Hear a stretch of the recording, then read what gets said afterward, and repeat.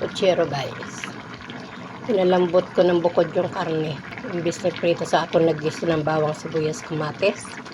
Sinunod ko yung pinalambot kong karne. Saka sinunod ko yung tomato sauce. Nung medyo nasangkot siya na, nilagay ko yung pinagpalambutan ko ng karne. Saka ko nilagay pagkulo nung sabaw, nilagay ko yung saba. Maya-maya nilagay ko rin yung carrots. Ngayon, ayan na, luto na rin yung ano. Ang ilalagay na lang natin yung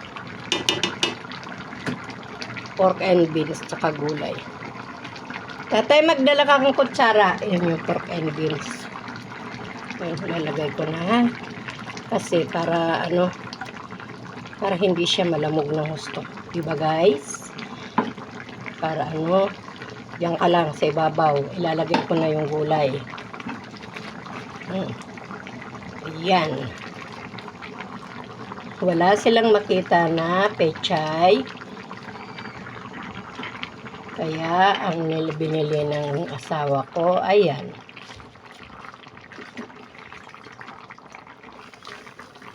Ayan na. Alam mo, wala itong patatas eh. Okay lang yan. Kung kulang. Ang importante, lubog-lubog lang natin ng konti. Saka ko yung tatakpan.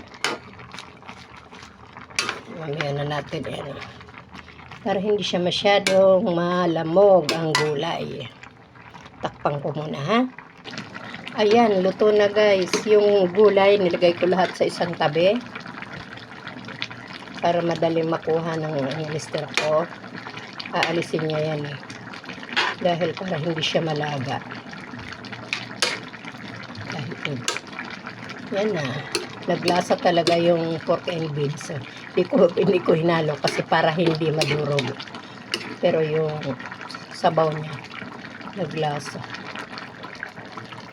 Okay, luto na ang aming ulam sa hapunan, pucherong egg.